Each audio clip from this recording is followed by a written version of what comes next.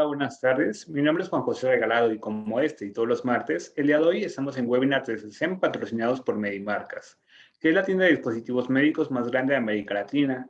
El día de hoy tenemos un invitado súper especial, al doctor Eder Ramos, director del CISA, con el tema Autoevaluación del estado de la salud general en tiempos de COVID. Doctor, buenas tardes, un gusto tenerlo con nosotros. ¿Cómo está? Muy buenas tardes, Juan José. Muchísimas gracias por la invitación a este webinar. No, muchísimas gracias a usted por acompañarnos el día de hoy, por regalarnos una parte de su tiempo y pues por estar el día de hoy presente con nosotros. Doctor, cuéntenos un poco de lo que vamos a estar hablando el día de hoy. Bueno, Juan, pues la idea o la intención de este webinar es compartir a los compañeros médicos, personal de la salud y sobre todo usuarios finales, cómo ha cambiado, ¿no? Ahora la medicina, la atención en la salud ha cambiado con la actual contingencia sanitaria que tenemos por COVID-19, ha transformado completamente la medicina. Entonces, en esta pequeña plática vamos a abordar algunos temas de sobre todo las tecnologías de información y comunicación en la salud. Y ahora, ¿cómo podemos hacer que nuestros usuarios hagan una pequeña autoevaluación y nos ayuden con la exploración física?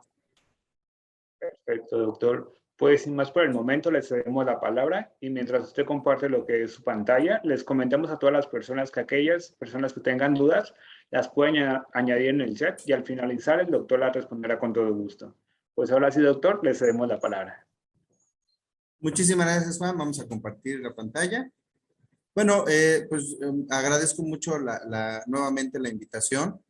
Eh, Nada más como pequeño o un breve repaso de lo que un servidor, pues es médico general, soy director de un CESA, un centro de salud con servicios ampliados en el municipio de Citalá, de la Secretaría de Salud, en el estado de Chiapas.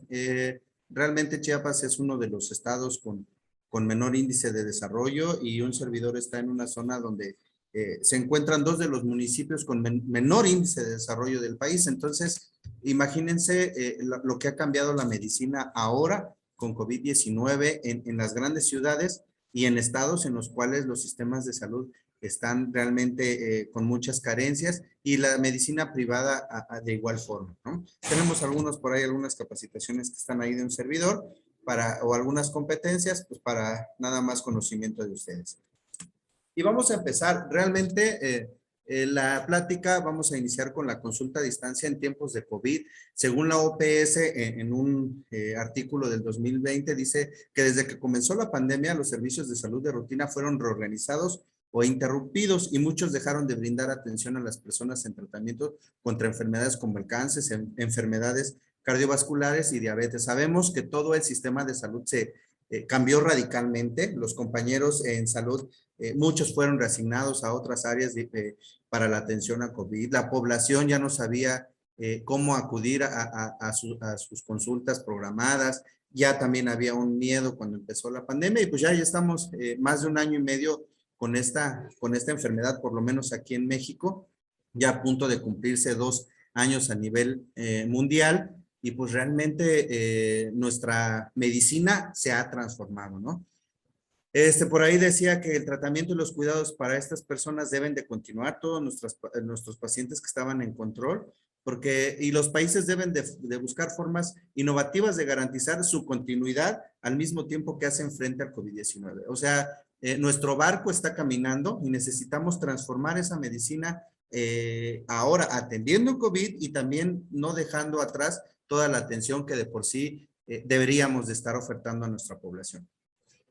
La encuesta nacional de salud y nutrición en salud de 2018 y 2019, previo a esta pandemia, estimaba que al menos el 43% de las consultas médicas se brindaban en consultorios privados. Entonces, ahora con la pandemia, sabemos que el sistema de salud se enfocó o dirigió todos sus recursos, la mayoría de sus recursos, a contener o mitigar la enfermedad. Seguimos batallando con esta pandemia que ya realmente pues ya es una endemia porque ya vamos a convivir con COVID-19 y estamos en estas actividades de prevención, sobre todo con la vacunación para poderlos mitigar. Entonces ahora el sistema privado está teniendo un mayor alcance, ¿no? La población con ese afán de no acudir al sistema de salud público en el cual hay saturación de los servicios y están en riesgo a veces de contagiar, pues busca ahora cómo poder acercarse al medio privado para recibir alguna atención, ¿no? También en esto sabemos que muchos sectores fueron afectados.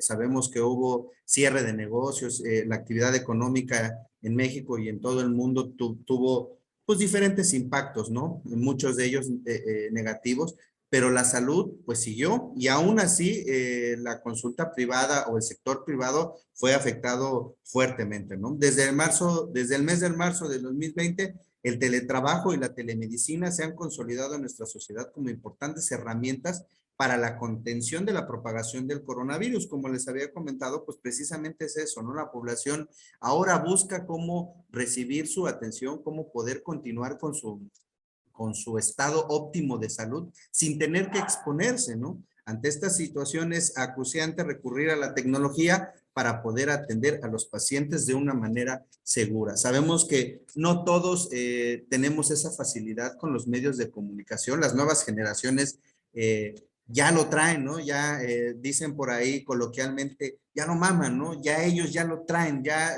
desde muy pequeños, desde malamente algunos padres desde edades muy tempranas, ya ellos empiezan a utilizar las tecnologías y es más fácil, pero para otras generaciones ya un poco mayores, pues se nos dificulta, ¿no? Las tecnologías de información y comunicación en salud, que son las TIC, estas han estado penetrando muy lentamente o habían estado penetrando muy lentamente a lo largo, pues, de ya muchos años en todo el mundo y en México había sido una situación muy rezagada. Tenemos programas en los cuales se buscaba la telemedicina para llegar a lugares con muy poca accesibilidad, como fue el programa de Caravanas de la Salud, que tenía ahí algunas unidades con telemedicina, pero realmente no se pudo, por lo menos aquí en el estado de Chiapas, y sé que en varios estados no se pudo llevar a cabo por todas las dificultades que esto conlleva con los avances tecnológicos, pero actualmente con esta pandemia se tiene que llevar a cabo, ¿no?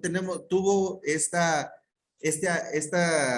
forma de ver la atención en salud, tuvo que cambiar y tuvo que cambiar a pasos agigantados. Los sistemas de salud requieren de la continua optimización en sus procesos con miras a mejorar su desempeño y eficiencia de forma que se garantice la salud de la población de una manera equitativa, pero además eficiente con el óptimo uso de recursos financieros, materiales y humanos, promoviendo la cobertura universal en salud. Dicho de otra manera, cuando todas las personas reciben los servicios sanitarios de calidad, que eso va a ser una parte importante en esta telemedicina, cómo hacerlo de calidad si ya no tenemos la presencia del paciente con nosotros para realizar una consulta completa como nos los habían enseñado en la escuela o como lo veníamos haciendo en nuestro quehacer diario, que necesitan sin que ellos les suponga dificultades económicas, que esto también nos brinda las TIC, tener un acercamiento a nuestros pacientes, reduciendo un poco sus gastos hasta contemplando el traslado, ¿no? Y esto lo decía la OMS en el 2013, previo completamente a toda esta pandemia que actualmente estamos viviendo. Las tecnologías de la información y comunicación son un importante recurso para el fortalecimiento de los sistemas de salud. Las diversas aplicaciones en salud se han denominado de forma integral como e-salud o salud electrónica, ¿no? La cual se definió como el uso costo efectivo y seguro, que esta es una parte también importante, seguro de las tecnologías de la información y comunicación, TIC, en apoyo a la salud y a los ámbitos relacionados con la salud, incluyendo los servicios de atención sanitaria, vigilancia sanitaria, información en salud y educación, conocimiento e investigación en salud. Desde el 2005, ¿no?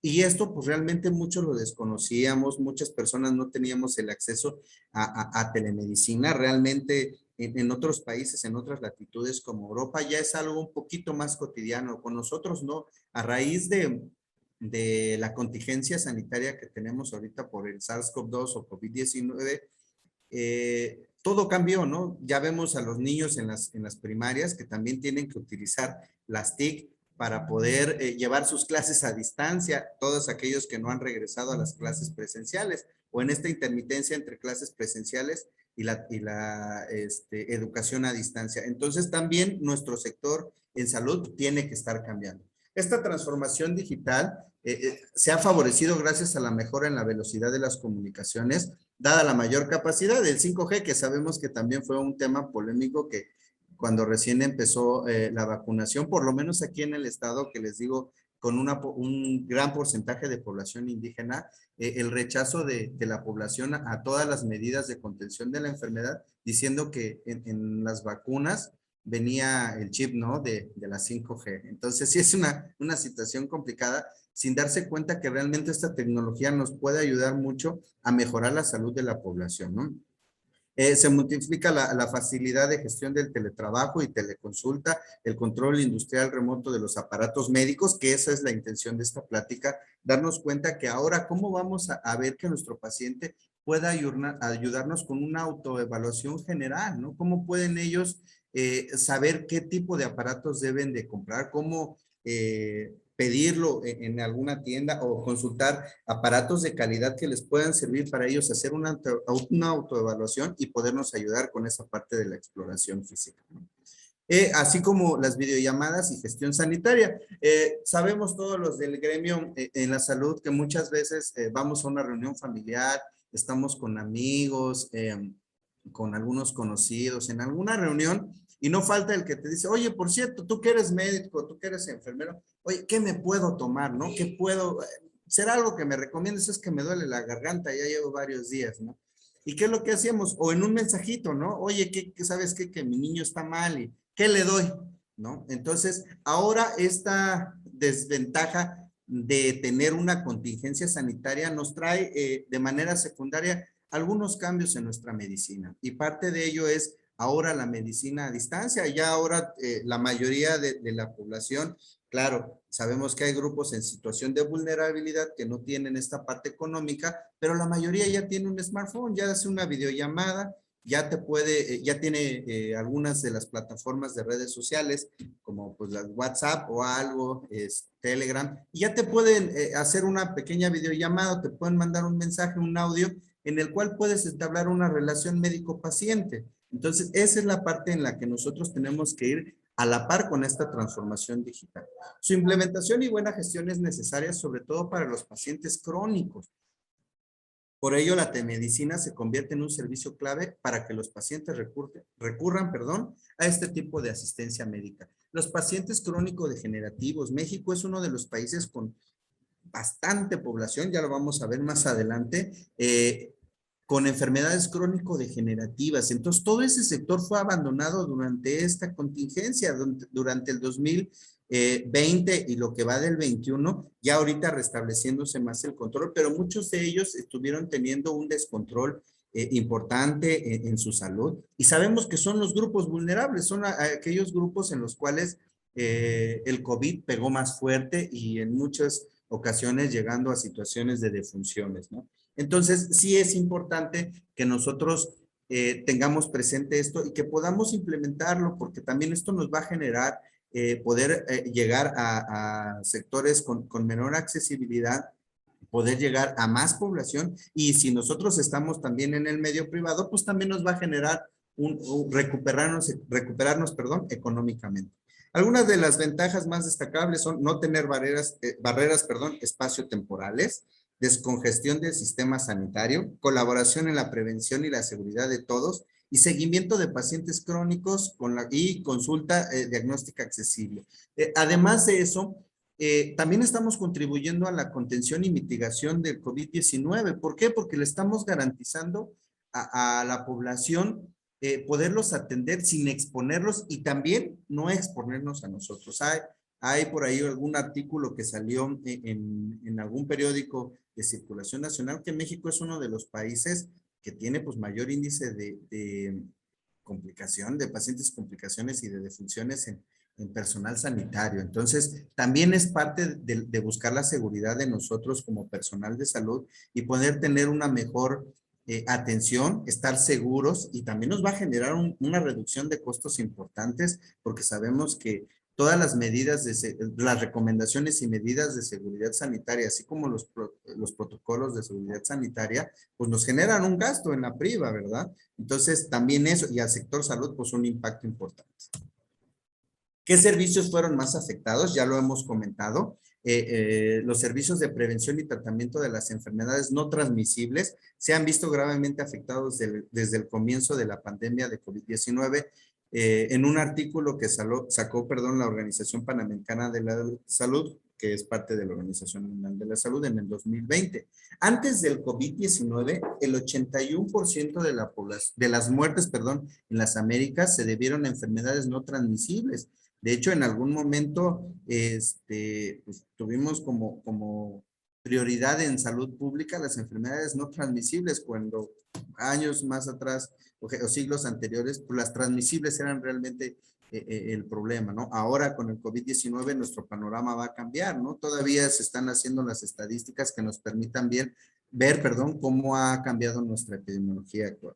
Se estima que 62 millones de personas en las Américas viven con diabetes y 1.2 millones de personas viven con cáncer en América Latina y el Caribe. Además, alrededor de 1 de cada 4 personas en las Américas tiene mayor riesgo de enfermar gravemente y morir si se infectan con COVID-19 por vivir con una enfermedad crónica. ¿Por qué y cómo resolvemos esta situación, no? A finales de mayo del 2020, la directora de la OPS, Carissa Etienne, advirtió que no brindan atención a las enfermedades no transmisibles durante la pandemia, podría traer emparejado una epidemia paralela de muertes prevenibles de personas con enfermedades crónicas. Ahora sabemos que en muchos lados se maneja el término sindemia, ¿no? Porque estamos viviendo con esta pandemia de COVID-19 y además la pandemia que implica las enfermedades crónico-degenerativas. Estamos viviendo con dos acontecimientos fuertes en salud que están afectando a la población, y la población, pues sabemos, con edades mayores, que ya es una población en situación de vulnerabilidad. Las razones más comunes que llevaron a interrumpir o reducir los servicios fueron la cancelación de los tratamientos planificados, la disminución del transporte público disponible, el miedo, a asistir a los centros de atención y la falta de personal debido a que los trabajadores sanitarios habían sido reasignados para apoyar los servicios de respuesta a COVID-19. Nuestro sistema de salud siempre ha estado colapsado, pero esta pandemia pues nos generó darnos cuenta las eficiencias que tenemos en el sector público, ¿no? Se tuvo que hacer un montón de estrategias, se tuvo que contratar personal de emergencia, se tuvo que cerrar muchos de los servicios que día a día brindábamos para poder redirigir todos esos recursos financieros, de equipamiento médico, de recurso humano para poder solventar esta atención en COVID. A pesar del tiempo que llevamos con la pandemia en México, los sistemas se han tratado de adaptar, pero aún así seguimos con muchas deficiencias. Entonces, esas son las razones más comunes del por qué se dejó de atender a esa población. Además, algunos países experimentaron interrupciones en las cadenas de suministro, así como desafíos en la distribución de medicamentos y productos de salud, todo lo cual afecta el acceso por parte de los pacientes. Es decir, también la cadena de suministros cambió radicalmente. Todos los recursos o la mayoría de los recursos fueron dirigidos a programas totalmente prioritarios como los pacientes con insuficiencia renal, los pacientes renales, los pacientes oncológicos, y lo demás fue destinado a COVID-19, ¿no? Con los equipos de protección, los medicamentos que estaban todavía en experimentación para ver cuáles son los que podían resolver o mitigar un poco las complicaciones de esta enfermedad, y se dejó de surtir en muchos lados el suministro de otros medicamentos para patologías que realmente son prioritarias también en salud, ¿no? La mayoría de los países en la mayoría, de los países se han establecido estrategias alternativas destinadas a posibilitar que las personas más vulnerables sigan recibiendo tratamientos contra las enfermedades no transmisibles. Entre los países que notificaron interrupciones de los servicios, el 61% está utilizando actualmente la telemedicina, que es el asesoramiento, como lo habíamos dicho, por teléfono o por medios electrónicos para sustituir las consultas presenciales. En México, nuestro sistema de salud realmente no tiene todavía esa capacidad, operativa para poder ya pasarnos de lleno a la telemedicina. pero lo va a tener que hacer de manera forzada para mejorar la atención de la población. Y en el sector privado, pues esto es una parte fundamental, ¿no? En lugar de tratar de invertir en equipos de seguridad sanitaria, en equipos de protección personal o en modificaciones de los diferentes consultorios, unidades médicas, hospitalarias privadas, pues lo que se está haciendo es invertir un poco en tecnología para que esto nos permita fortalecer esta telemedicina o esta medicina a distancia en tiempos de COVID, ¿no? Ahora, ¿qué estamos hablando de una autoevaluación del estado de salud general? Lo primero es importante destacar que, no está, que esta autoevaluación o autorrevisión no es una evaluación médica ni la sustituye. Esto es fundamental. Esto no quiere decir, porque yo he escuchado y he tenido por ahí la oportunidad de estar en algunos, en otros webinars o en algunas otras ponencias a distancia, en las cuales lo primero que dicen es, bueno, ¿y nosotros dónde quedamos? Si la población ya va a poder hacer esta autoevaluación o esta pequeña revisión en salud general, pues ya no va a acudir con nosotros, sino al contrario, esta es la manera en la que va a haber una corresponsabilidad en salud. Es decir, ellos también van a ser partícipes de su salud y van a poder monitorizar si van a poder estar mejorando su salud con, claro, con una evaluación también médica, una asesoría médica, ¿no? Es una forma de protegerse a sí mismos y a la comunidad en general, conservar los recursos de cuidados médicos, equipos de protección y suministros y principalmente contribuir a la mitigación y contención del COVID-19. O sea, tiene muchas ventajas esta autoevaluación. Nos va a permitir tener una seguridad nosotros al paciente, disminuirle, como ya lo había comentado, en costos, porque ya no va a haber esta situación de me tengo que trasladar. Ahora, con ese miedo de poderme contagiar en un medio de transporte público, pues a lo mejor voy a hacer un pequeño gasto en irme en un taxi, pero esto pues genera realmente costo, ¿no? Además, sabemos que, por ejemplo, ya ahorita todos tenemos esa accesibilidad a la web, al internet, a poder buscar personal de salud con las mejores competencias. Entonces, antes, pues, trasladarte a lo mejor a otro estado para buscar otra atención médica de algún especialista o de algún médico con renombre, pues te generaba un gasto y esto también lo vamos a evitar con esta autoevaluación porque ya vamos a poderle brindar a ese especialista, a ese médico general, a ese médico especializado, el apoyo de poder nosotros como pacientes hacer una autoevaluación y poderles decir un estado general por lo menos a distancia, ¿no? Y ya cuando es necesario, claro que se tendrá que hacer de manera personalizada, ¿no? Pero nosotros como personal de salud nos va a ayudar mucho. Sabemos que hay dos partes importantes o fundamentales en nuestra medicina en México, que es la semiología y la exploración física, ¿no? No tenemos la infraestructura como otros países en los cuales, pues nosotros hacemos una solicitud de estudios de gabinete y ya tenemos todo a la mano. Y aún así, en estos países en los cuales el sistema de salud es muy bueno, como el europeo, pues no se diga Estados Unidos también con el equipamiento, pues realmente también ha modificado, ¿no? Porque tienen que estar ellos invirtiendo en esta sanitización de todos esos equipos de estudios de gabinete y también pues les genera un costo a los pacientes, incluyendo en el sector salud, del sector, perdón, público o privado. Entonces, todo esto nos va a permitir también poder mitigar y contener el COVID-19. Además de no impactar en el bolsillo del paciente por el aumento de insumos en sanitización, por evento, perdón, ahí fue un error de dedo, uso de material desechable y otros en la consulta médica, como les decía, ¿no? Nosotros si tenemos un consultorio privado y tenemos que gastar en sanitizaciones constantes, en tener tu gel, tu solución alcoholada, estar utilizando cubrebocas, tu tapetito con cloro, que son parte de realmente las medidas de tu protocolo de seguridad sanitaria que debes de tener en tu establecimiento, pues ya lo vas a ocupar para aquellos pacientes que realmente ameriten una valoración personalizada y te vas a ahorrar. ¿Por qué? Porque, pues claro, si a ti te va a generar un costo para que sea rentable tu consulta privada, pues tendrás que aumentar el precio de tus consultas y esto impactará directamente a la población. Entonces, parte de esta evaluación es que nosotros tengamos la capacidad de orientar al paciente para hacer la autoevaluación y que nos ayude a no incrementar los costos, a seguir teniendo esta captación de usuarios y poderles brindar una atención de calidad, ¿no?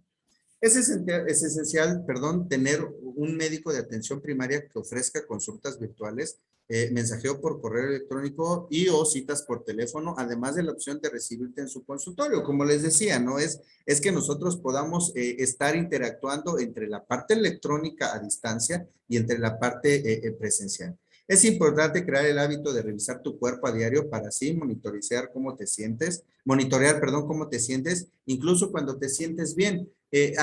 También vamos a contribuir a lo que dicen los mejores salubristas, que realmente para poder tener un estado óptimo de salud, pues necesitamos la promoción a la salud y los estilos de vida saludable. Entonces, le vamos a permitir a la población también que tengan la oportunidad de autoevaluarse, de bueno, si me siento un poco mal, ya sé cómo tomar, ya sé qué hacer, perdón, para identificar si hay algo mal y poder acudir de manera oportuna a los servicios médicos.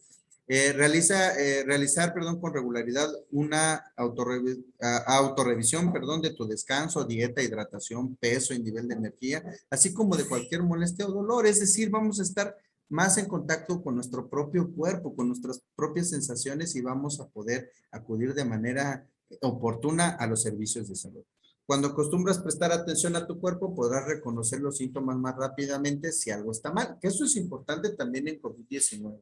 Sabemos que las definiciones operacionales van cambiando día a día, tanto por conocimiento de la enfermedad, como los estudios que hacemos de comparativa de la sintomatología de los pacientes que han cursado la enfermedad, como las diferentes variantes que tienen la enfermedad. Entonces, no hay como una receta de cocina, como muchos te preguntan, bueno, pero ya perdí, pero yo me siento mal, salió la prueba positiva, pero yo nunca perdí el gusto ni el olor, ¿no? Y eso no significa que no hayas tenido COVID-19. Sabemos que tenemos un porcentaje importante de pacientes asintomáticos, ¿no? Entonces, ¿qué te permite esta autoevaluación? Estar en contacto contigo mismo y poder identificar cuando algo está fallando y poder recibir esta asesoría médica de manera oportuna, ¿no? Y rápida, que eso es parte fundamental de evitar las complicaciones y las defunciones para nuestros pacientes. Otra parte que también debemos de tomar en cuenta cuando nosotros vamos a solicitar esta autoevaluación a nuestros usuarios es que no deben de entrar en pánico ni recurrir a la internet para obtener orientación cuando se esté experimentando algún síntoma o algún dolor, ¿no? Con tantos recursos médicos en línea disponibles, pues a todos se les hace fácil autodiagnosticarse, ¿no? Pues, ¿saben qué? Pues ya me tomé mi impresión y salió un poquito alta, pues voy a entrar a internet, voy a revisar y ya solito me voy a medicar, ¿no? Y eso es lo que tenemos que tener cuidado con esta autoevaluación. Debemos de orientar de manera adecuada a nuestros usuarios de los servicios de salud para que ellos sepan que al tener cualquier situación anormal en su ser, pues tener que acudir de manera importante a nosotros, ¿no? ¿Por qué? Porque vamos a tener esas herramientas para poder hacer esas asesorías o esas consultas a distancia.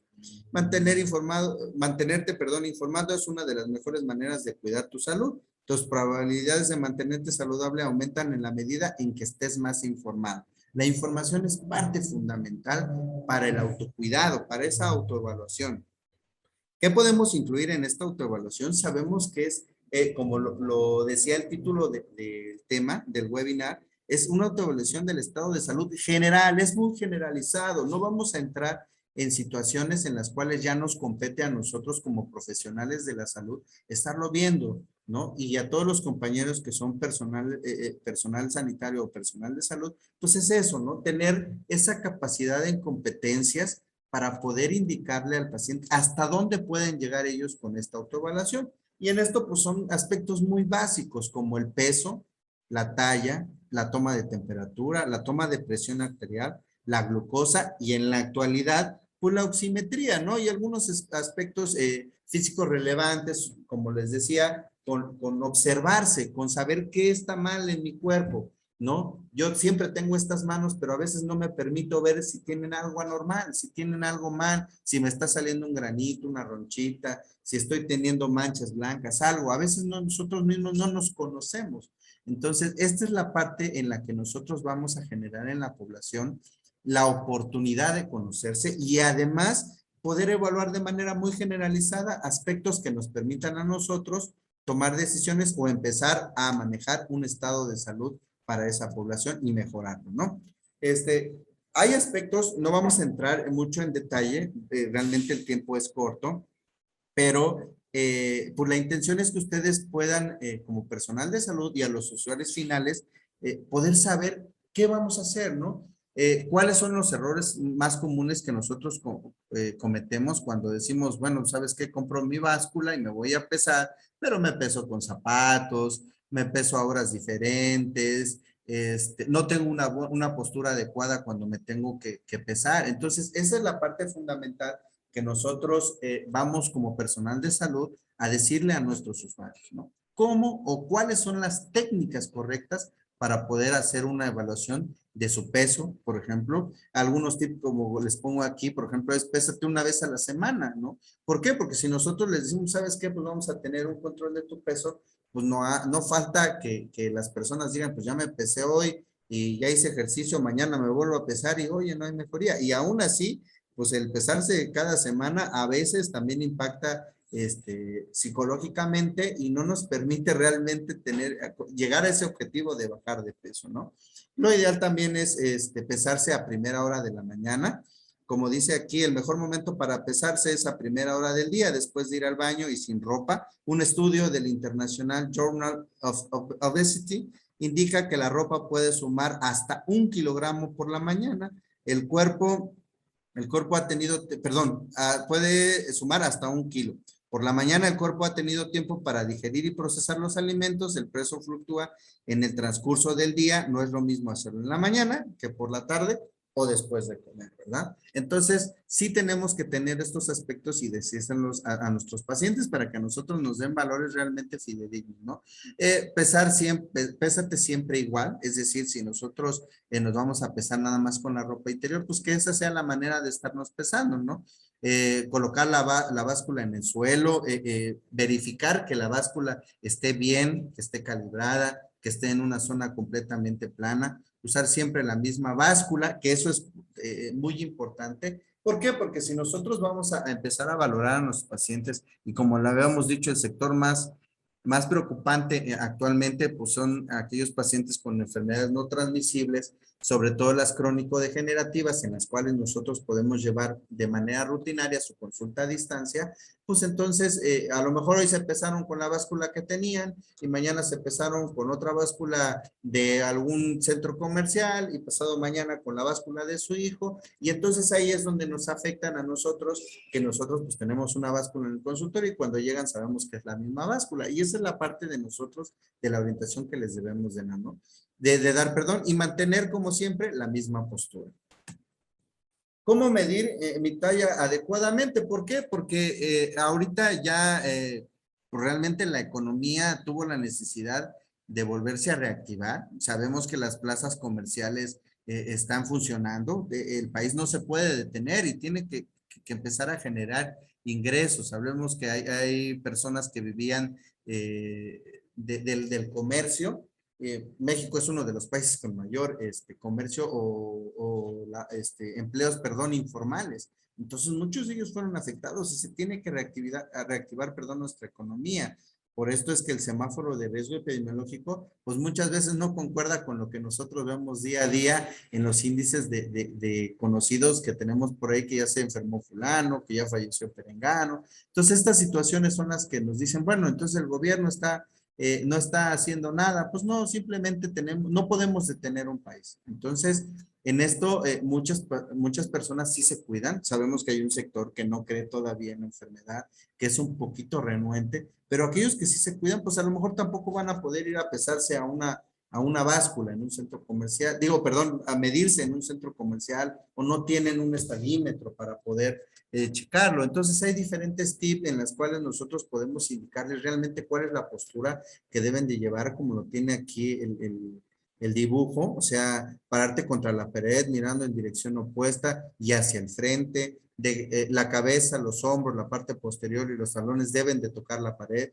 Y ya nosotros pedirle a alguien, algún familiar, algún amigo o nosotros mismos, conservando la postura, que coloque una regla o cualquier objeto plano sobre la parte superior de la cabeza. Ahí vamos a señalar un pequeño puntito y ya después con una cinta métrica, pues vamos a medir cuál es nuestra altura. Son cosas que podemos hacer en casa, que no necesitamos arriesgarnos en salir y que pues un peso y la talla es fundamental para una consulta médica. En una nota médica es lo primero que va a estar plasmado, ¿no? Y a veces a distancia no lo podemos hacer, ¿no? Sobre todo en los pacientes pediátricos, pues sabemos que el peso es fundamental para el cálculo de los medicamentos. Entonces eso nos va a ayudar a hacer mejor, a dar una mejor consulta nosotros, una consulta de calidad, ¿no?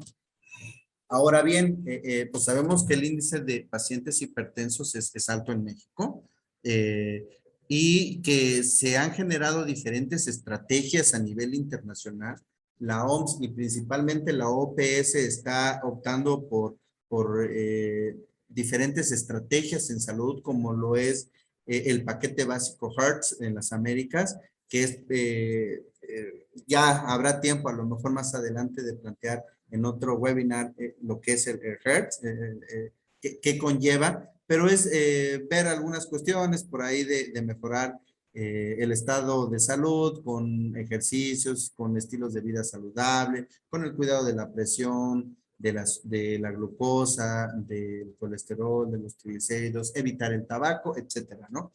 Pero ahí con este paquete básico, pues realmente nos dan las indicaciones básicas en las cuales se puede hacer una toma correcta de la presión arterial, de la lectura precisa de la presión arterial, como lo vemos aquí con 8 pasos muy sencillos y que en muchas ocasiones hasta el mismo personal de salud sabemos que no lo lleva como tal, ¿no? O que a veces por esa premura de rápido tomarles la presión, pues ya omitimos ciertos aspectos en la técnica, lo cual es fundamental y ahora nos va a servir a nosotros también que nuestros pacientes conozcan esa técnica y la puedan ejecutar y nos den una lectura adecuada de la presión. Sabemos que muchas veces los pacientes que están controlados no necesitan llegar a nuestro consultorio, con que ellos tengan un monitoreo, un automonitoreo adecuado de su presión, nosotros podemos ir siguiendo el manejo, ¿no?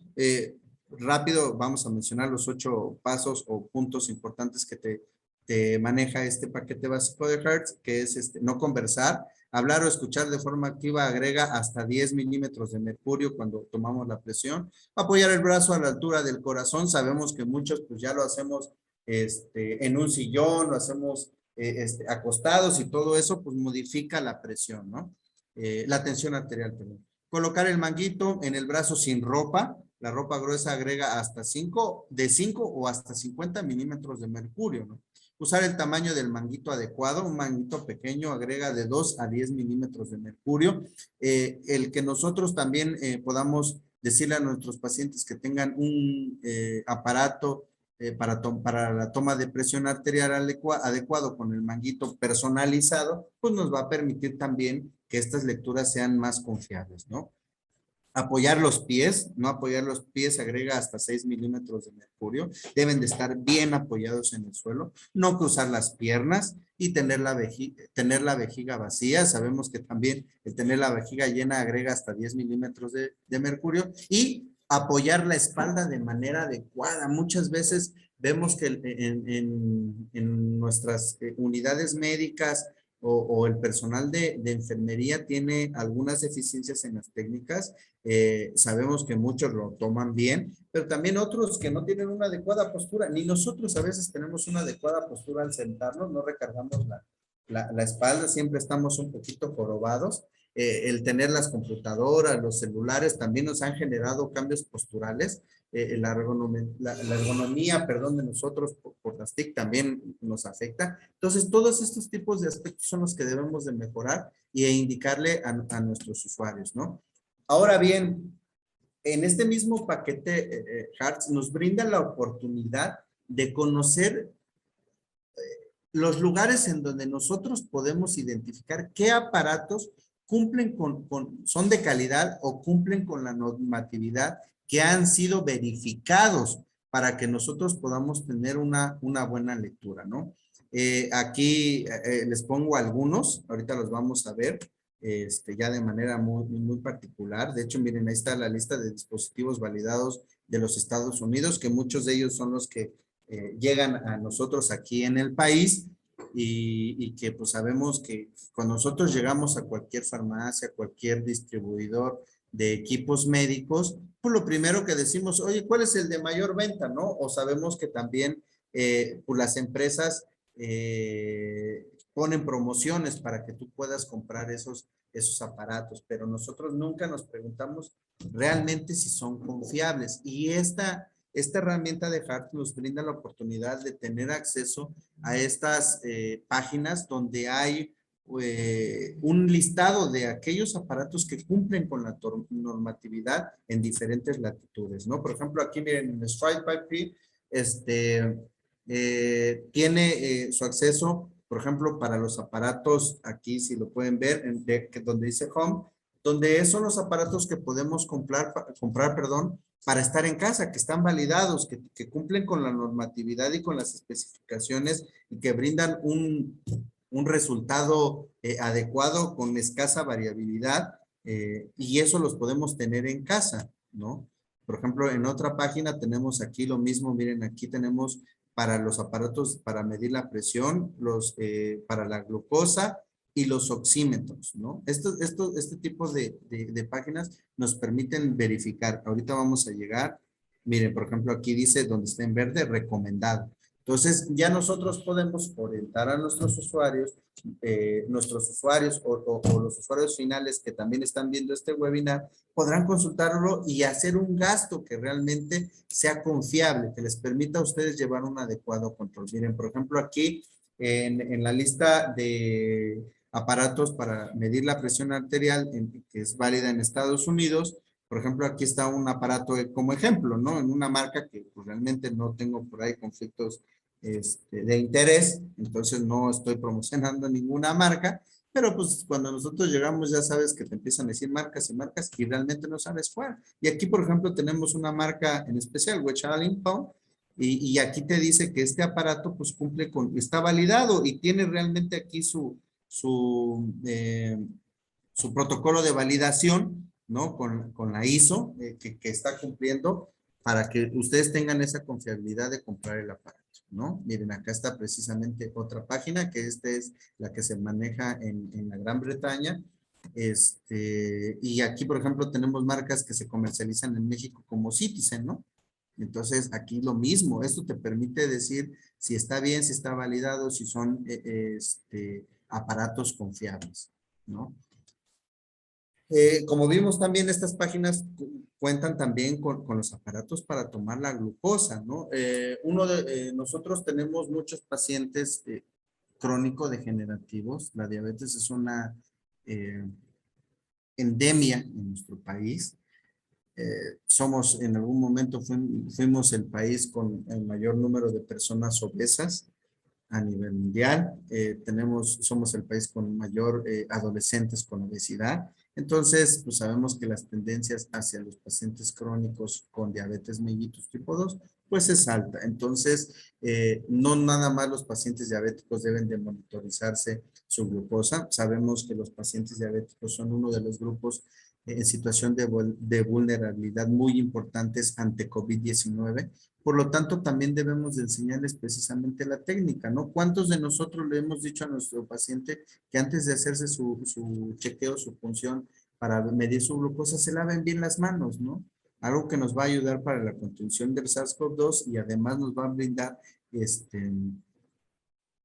tomas más confiables, ¿no? Pinchar tu dedo con una cinta desechable, que eso pues siempre lo hacemos, utilizar tiras reactivas limpias y sin caducar, y sobre todo ya ven que muchos no conocen la técnica, ¿no? Muchos se ponen alcohol, se están agitando, se soplan el dedo para secar y ya luego se pinchan y todo eso altera o modifica las cifras de glucosa y eso es la parte en la que nosotros tenemos que generar competencias para ahora, además de brindar una atención en salud, seamos docentes en salud, podamos decirle a nuestros usuarios, educarlos, compartirles, asesorarlos de cómo poder llevar una autoevaluación de manera óptima, ¿no? Lo que les comentaba la ISO, que es la Organización Internacional de Normalización, claro, sus siglas en inglés, 15197 del 2015, que entró en vigor el 30 de junio del 2017, es la norma de la Comisión Europea que exige una mayor precisión a los sistemas de monitorización de glucosa en sangre.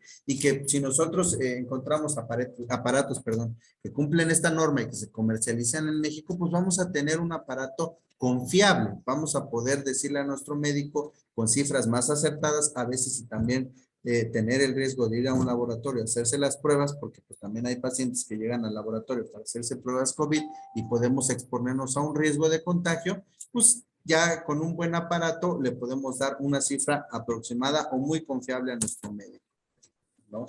Ahora, el oxímetro, ¿no? Sabemos que parte importante en el manejo o la prevención de las complicaciones de COVID-19 es tener la oxigenación adecuada, que pacientes que realmente empiezan a desaturar por arriba de 90 ya requieren oxigenoterapia, que realmente cuanto mayor sea la desaturación o que tengamos menor índice de porcentaje de saturación de oxígeno, el panorama se va complicando y muchos de ellos pues terminan en defunciones. Entonces, la oximetría ya es parte fundamental de esta autoevaluación. Muchas personas ya tienen un oxímetro en casa. Sabemos que esta pandemia pues también en un principio generó un aumento de costos de los dispositivos médicos. Ahora, con la alta competencia que hay, han disminuido los costos, pero lo mismo, no todos tienen la misma confiabilidad. Entonces, también debemos de conocer cuáles son aquellos oxímetros o pulsioxímetros que nos pueden dar una cifra confiable, ¿no? Los oxímetros de pulso son dispositivos médicos regulados que deben cumplir con requisitos específicos de acuerdo con la clase de riesgo asignada por la autoridad reguladora del país que emite la autorización de comercialización. Aquí sabemos que la COFEPRIS de alguna manera es parte fundamental en esto, pero que también hay estándares internacionales, ¿no?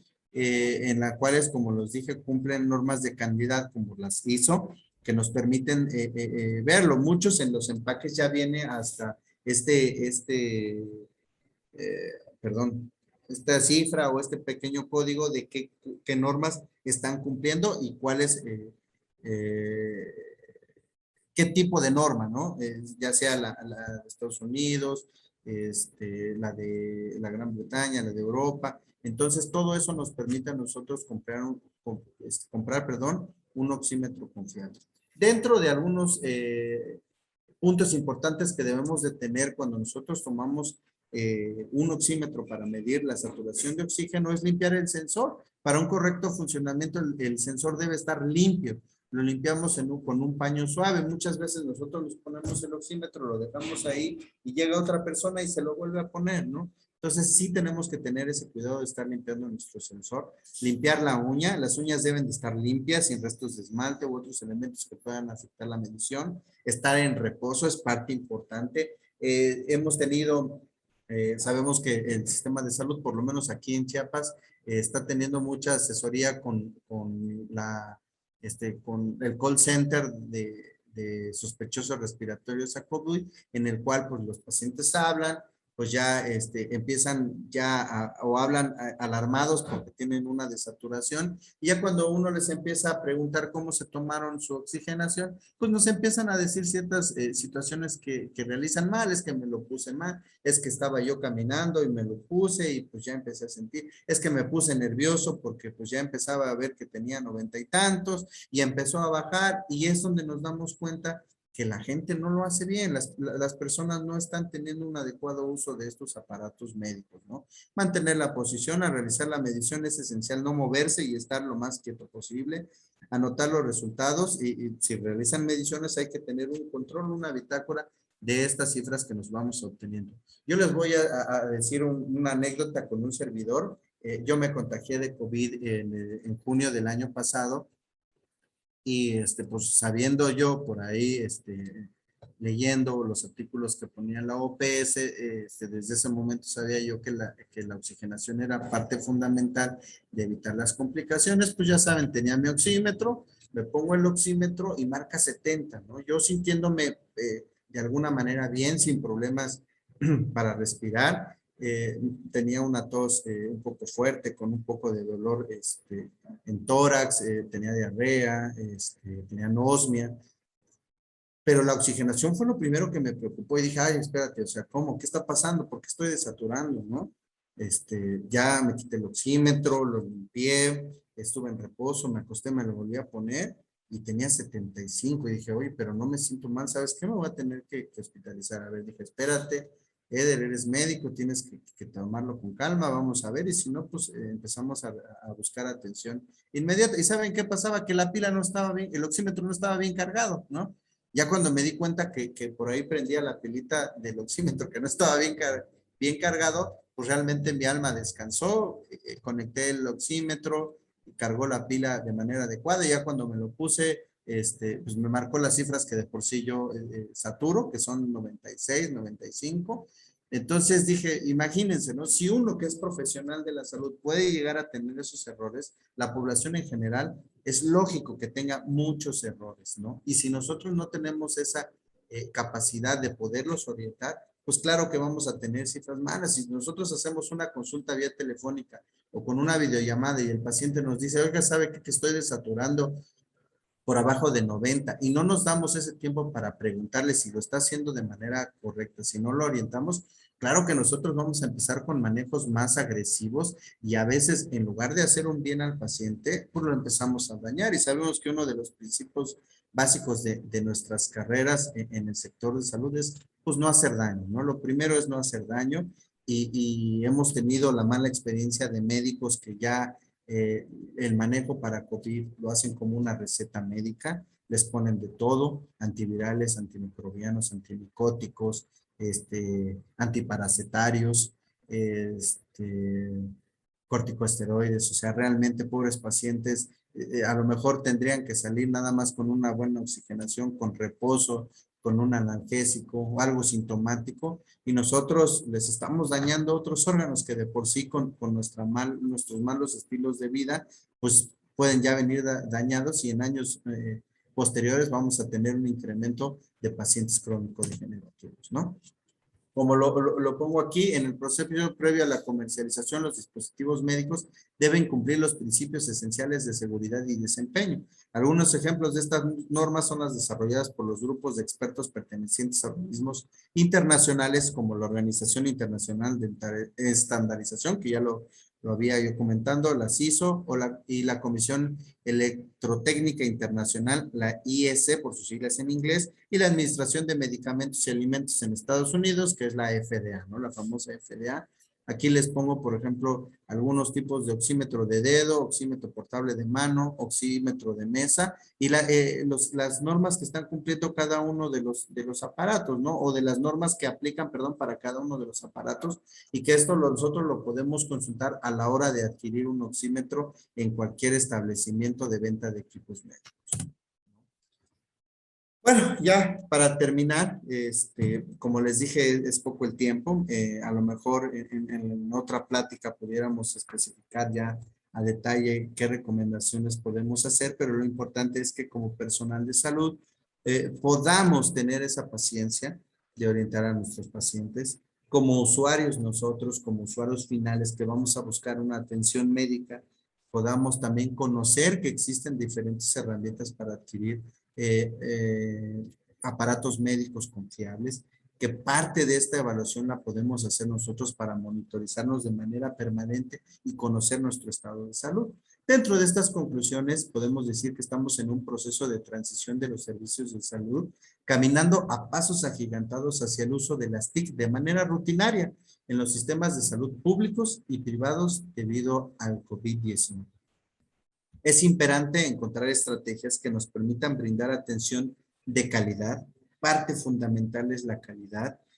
Sabemos que muchas veces hasta de manera presencial no tenemos calidad en nuestra atención. A veces nuestro paciente nos está diciendo qué siente, qué le duele, cómo ha estado y nosotros por a veces, sobre todo en el sector público, llenar la famosa papelería que también es fundamental para el control de los pacientes, pero a veces ya ni los volteamos a ver a los ojos, ¿no? Ya estamos escribiendo y el paciente nos está diciendo y la única vez que nosotros lo miramos a los ojos es cuando nos despedimos.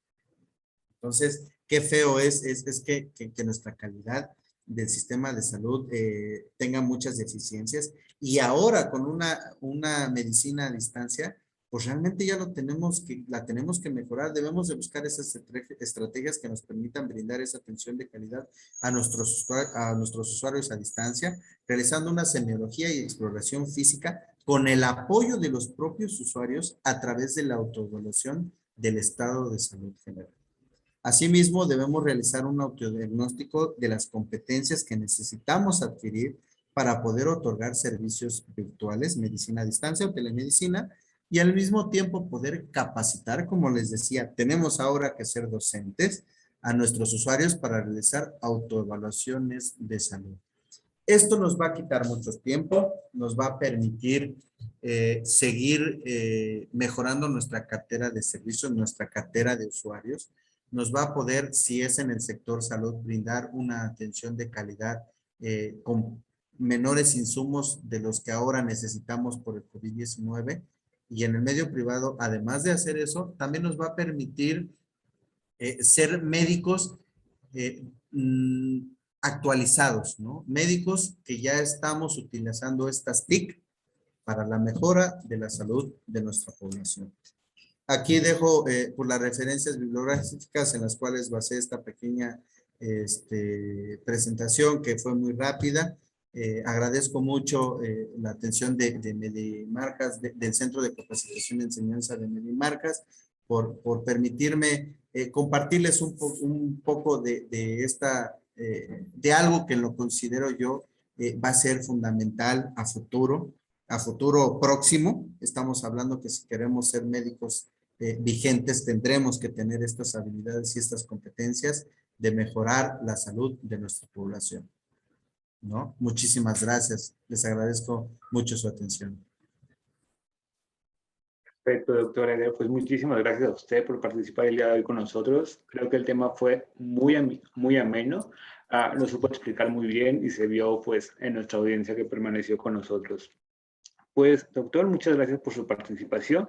Por parte del equipo de Medimarca le queremos hacer llegar un reconocimiento.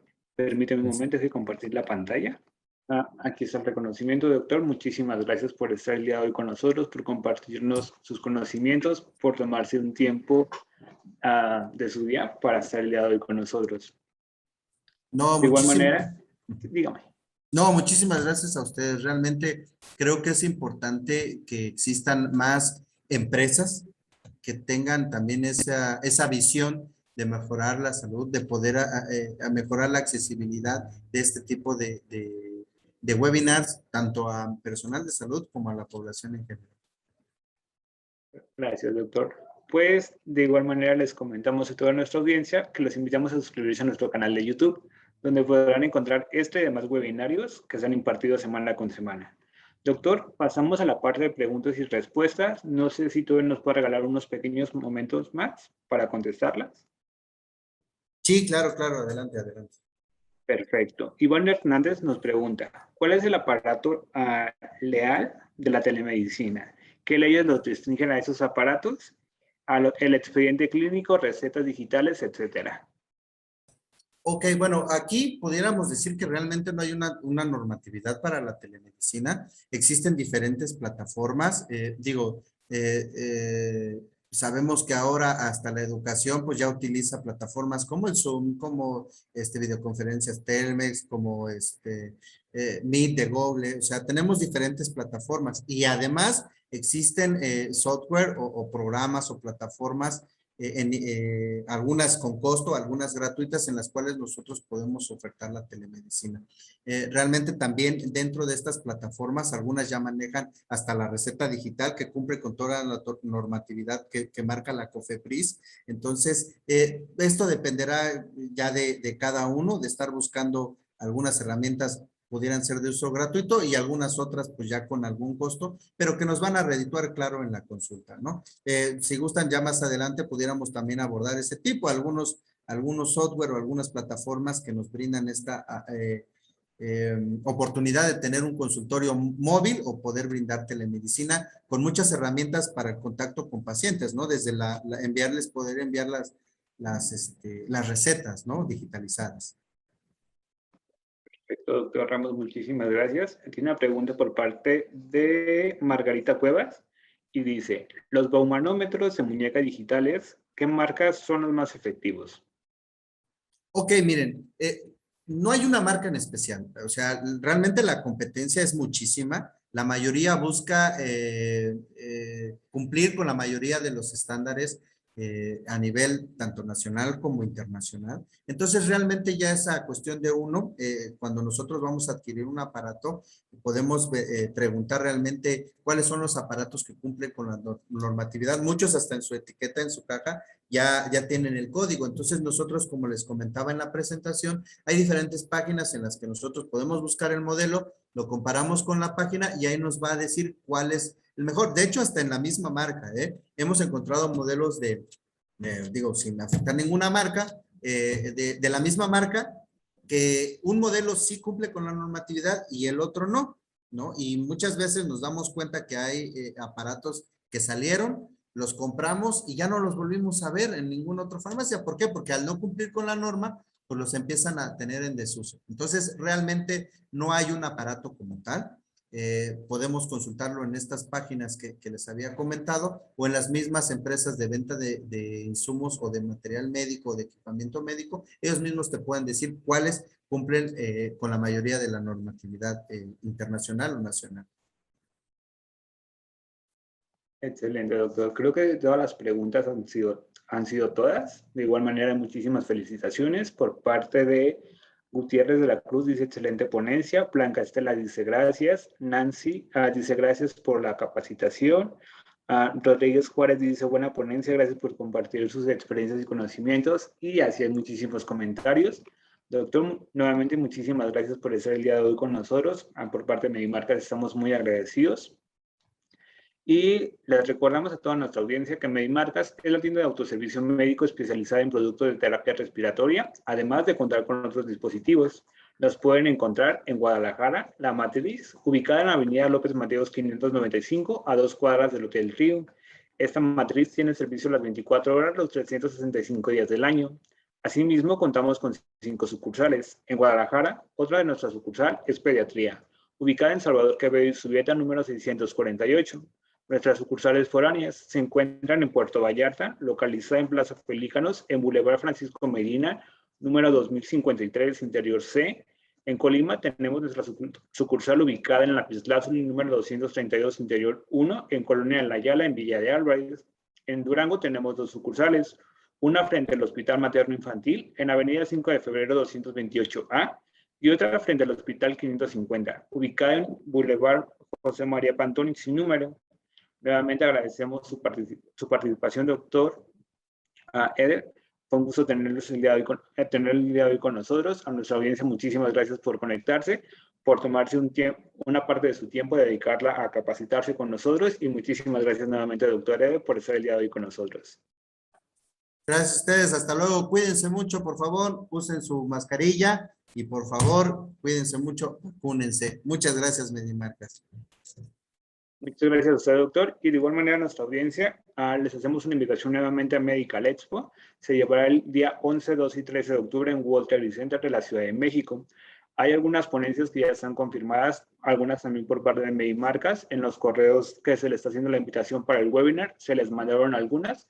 De igual manera, las personas que estén interesadas se pueden registrar. El evento es sin costo. Y sería todo por nuestra parte. Muchísimas gracias a todos. Nos vemos el próximo martes.